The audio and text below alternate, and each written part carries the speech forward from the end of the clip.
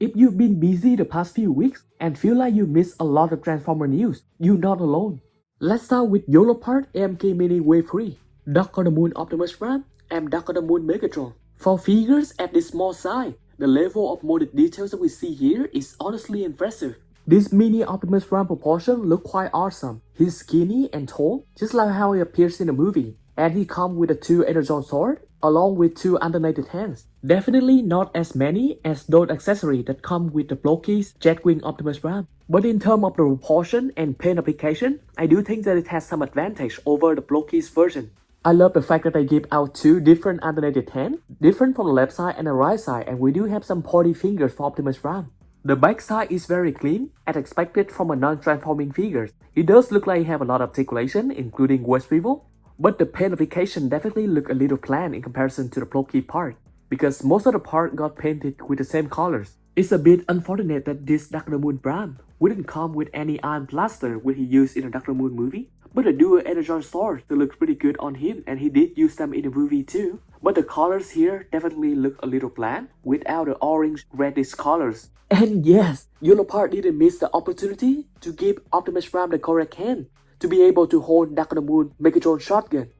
Coming from the same wave in Q1 of 2026, we have Dark on the Moon Megatron. This one comes with some very interesting highs and lows. Starting with the positive, the sculpt is solid, there's strong mechanical layering throughout the body, and for mini-scale, non-transforming figures, the detailing is clean and sharp. One standout feature is the back-mounted Dark on the Moon shotgun storage, which looks really clean and natural and accurate to the CGI model. Articulation also looks exactly where it should be for an AMK minifigures. Deep elbow bends, ankle tilts, and a functional waist swivel. This choice should allow Megatron to put up some very recognizable Dark on the Moon pose straight out of the box. It's also worth noting that this version is taller than the Blokees Dark on the Moon Megatron, giving it a bit more shelf presence, which is always welcome at this scale. However, this is where things start to get a little questionable. The paint application is extremely minimal. Most of the figure is made up of flat and light green plastic with only small touch of silver. For Dark on the Moon Megatron, a design that's supposed to feel like a brutal and worn and battered damage, this looks far too clean. Some weathering or dark shading would have added a lot of character here. And then there's the head sculpt, which is easily the biggest issue. The head appears noticeably too small and less accurate, especially when compared directly to the Blokees version, which is ironic considering that the Blokees version is smaller in overall but capture the look much better. Scale is also still a bit awkward, as Megatron ends up only slightly taller than AMK Mini Optimus Prime, which doesn't quite sell the on-screen size difference. So overall, this feels like a figure with a strong foundation, good sculpt, good articulation, smart design choices, but held back by paint decision and proportion issue. Actually, let me know which one you think is better, YoloPark or Blokees. YoloPark also revealed a limited edition transparent Dark on the Moon Optimus Prime. This one isn't about screen accuracy, it's about showing off the internal mechanical structure. You can literally see the engineering through the armor, and visually it looks striking in a way the standard release just aren't. So if you like display focused variant, this one might be for you. Now, let's talk about a review that actually surprised a lot of people. YoloPark finally revealed the fully repainted prototype of AMK Pro Series Arcee, and the difference is massive. The metallic finish, color separation, and the weathering completely changed how these figures read on camera. This is also the first female Autobot in the AMK Pro line, and it shows how much attention went into articulation. We getting LED lights up eyes, die-cast parts, and a spring-loaded waist that keep the silhouette clean while staying possible. Accessory-wise, this is packed. Dual iron blaster, multiple hands, 2 face sculpt, helmet option, and a display stand that recreates her round sliding scene. She just looked like an incredible figure from the front and from the back. I really like the fact that they put asymmetrical design for her dual bike wheel, which is accurate to the movie. And yes, that means her back wheels are totally removable and can be placed on her heels. To be honest, the 2 face sculpt looks very similar. I can't only tell whether he's have the visor on or the visor off, but she does look like an incredible figure with accurate proportion and articulation. Compared to the Ray prototype, this looks like a premium display piece. Next up, a quick but important update.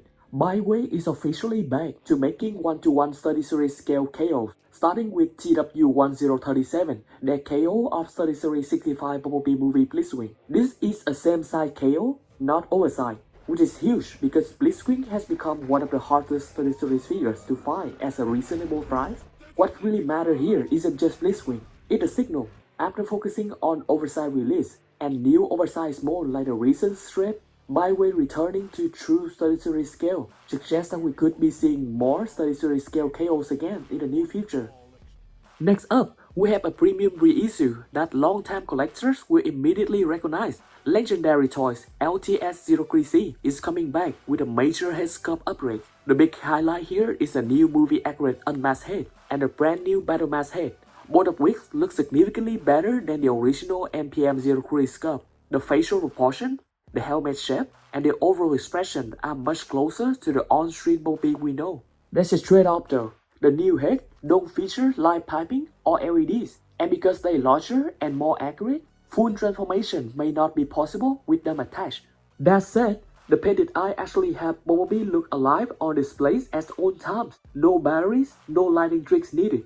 Outside of the new heads, this is still the same high quality 1-to-1 NPM-03 KO that collectors already praised. Improved material, sharper paint application, and solid accessory including the plaster and the last night Warhammer.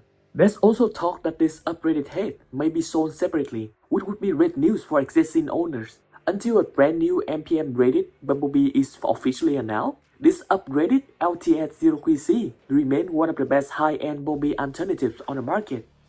And now, the biggest update of the bunch. More side comparison photos are out for the KO Oversized NPM Bonecrusher NEB-01, and the scale is finally right. This is a true oversized release, not a slight upscale. In robot mode, Bonecrusher measures roughly around 34 to 35 cm tall, up to the top of his compacted crane arm. Could be even taller, up to 38 or 40 cm tall, with the extended crane, making him significantly larger than any 29 to 30 cm Optimus Prime on the market. He scaled perfectly with Black Apple Prime, LS03 Black Mamba Prime, and upcoming heavy hitters like UTR10, MM02, or CT10. Even LS03 already is a massive and heavy Prime, look probably overpowered next to him. This also isn't a straight blow up of the original NPM mode. The arm panels appears to be reworked, likely to support the increased size and improved proportion, just make them cleaner. On displays, the difference is dramatic. This finally looks like a movie-accurate Bonecrusher. If this sells well, it's opened the door to the oversized Brawl or Black Cow to come in the future, which would complete the 2007 Decepticon oversized team. That's all for this update. More live action news coming soon.